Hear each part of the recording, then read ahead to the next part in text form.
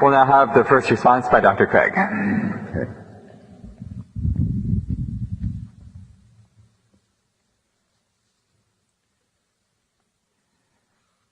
You'll recall that I concluded my opening speech by asking the question, what is the evidence for Professor Ayala's extraordinary extrapolation?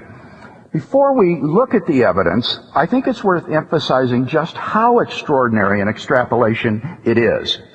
Many of us probably think that if random mutation and natural selection can explain, for example, the evolution of the horse, then that surely shows the power of the Darwinian mechanisms. In fact, evolution within a single kind like this is nothing compared to the vast range of life. You might think, well, if we could show that random mutation and natural selection could explain, say, how a bat and a whale evolved from a common ancestor, wow, that would really show the power of these mechanisms. Sorry, think again.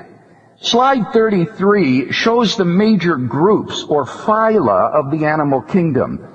Notice that a bat and a whale are both mammals, which is just one of the subcategories under the chordates. Even the evolution of a bat and a whale from a common ancestor is an utter triviality compared to the vast range of the animal kingdom. It would do nothing to explain, for example, how a bat and a sea urchin evolved from a common ancestor, not to speak of a bat and a sponge. This represents an extrapolation of gargantuan proportions. Indeed, it represents an enormous leap of faith in the efficacy of the Darwinian mechanisms. Now, if this extrapolation takes your breath away, get a load of this. Slide 34, please. The whole previous slide you just looked at is contained on the little twig of the right-hand branch labeled animals. I love the modesty of that label, animals. The whole of the animal kingdom is contained in that little twig. And notice the twig to the right of it. Plants. Plants. The whole of the plant kingdom is contained in that twig. And these are just two twigs on the branch of eukaryotes. There's still the two other domains of the bacteria and the archaea to be accounted for. The extrapolation of the Darwinian mechanisms from peppered moths and fruit flies and finch beaks to the production and evolution of every living thing is a breathtaking extrapolation of gargantuan, Brobdingnagian proportions. So again, I think we are compelled to ask, what is the evidence for this extraordinary extrapolation? Well, in his last speech, Dr. Ayala discussed some of the evidence for natural selection. He simply reiterated the evidence concerning breeding. But as I already explained, the experiments with breeders actually show the limits of breeding. For example, despite decades of effort, breeders have never been able to get chickens to lay more than one egg a day. Breeding actually shows the limits of what natural selection and mutation can do. As for the peppered moths, he didn't respond to the point that no change in the moths occurred at all. There was no evolution in moths. He then talks about E. coli and the development of drug resistance, but this completely failed to respond to the argument that I gave that drug resistance is easy for bacteria to develop a resistance to because it requires only simple single-point mutations. By contrast, the malarial bacterium has never been able to overcome sickle hemoglobin because it would require multiple mutations or a sequence of mutations occurring blindly, and this is just too improbable.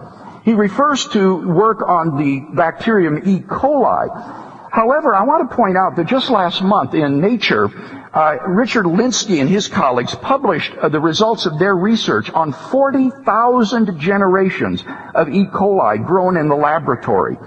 And what they discovered is that while there were a couple score of beneficial mutations that occurred in these E. coli bacteria, nevertheless, these were degradative in nature, degenerative in nature. That is, they involve the loss of genetic information or the loss of protein function. There's no indication that these bacteria were on their way to building new complex systems. So that Lenski's work lines up very well exactly with what ID predicts. In a huge number of tries, one sees minor changes, mostly degradative, but no new complex systems evolve. And Lenski's work gives, again, tangible evidence of what Darwinism can do, rather than leaving us to debate speculative scenarios. Malaria, HIV, and E. coli represent three fundamentally different forms of life: a eukaryote, a virus, and a prokaryote. And in each case, the evidence for the efficacy of the Darwinian mechanisms is the same. It doesn't do very much. I quote from Michael Behe's blog online: "Instead of imagining what the power of random mutation and selection might do, we can look at the examples of what it has done. And when we look at the best, clearest examples, the results are, to say the least, quite modest. Time and again we see that random mutations are incoherent and much more likely to degrade a genome than to add to it. And these are the positively selected beneficial random mutations."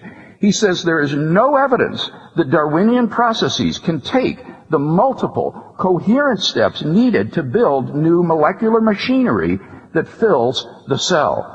So I simply ask again, what is the evidence for this extraordinary extrapolation that the Darwinian makes? Well, Dr. Ayala says there is speciation that occurs in fruit flies in Hawaii. Yes, and this is well within the limits of what the Darwinian mechanisms can achieve. This is probably due to genetic drift of the flies among the islands. He appeals to finch beaks on the Galapagos Islands of different sizes. But like the peppered moths, nothing really evolved here. It's just that the proportion of finches with large beaks increased during the dry season or the drought, and the proportion with small beaks decreased. Once the rains came again, the normal beak proportions returned among the population of finches there. He argues against Michael Behe on the evolution of the eye. But what struck me about this is so odd is that if you read Darwin's Black Box by Michael Behe, on pages 37 and 38 of Darwin's Black Box, Behe says that the eye is not irreducibly complex, and therefore this is not one of the examples to which he will appeal in his book. He says the muscles that focus the lens or turn the eye function as a contraction apparatus, which can be applied to many different systems. The perception of light by the retina is not dependent on them. Tear ducts and eyelids are also complex systems, but separable from the function of the retina, and so on and so forth. So you will find nowhere in Darwin's Black Box Michael Behe appealing to the eye as an irreducibly complex system. On the contrary, he says it's a system of systems. And so this simply doesn't engage ID theory responsibly. Indeed, I find this, quite frankly, to be very typical of the critics of ID. They don't engage these theorists responsibly and in detail. Rather, they offer easy, dismissive refutations that doesn't really take their work seriously.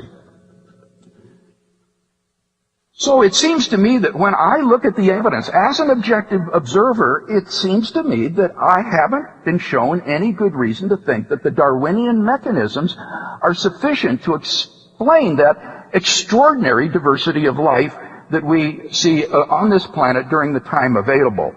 In fact, if we could have slide 17, in their book, The Anthropic Cosmological Principle, physicists John Barrow and Frank Tipler list 10 steps in the course of human evolution, each of which is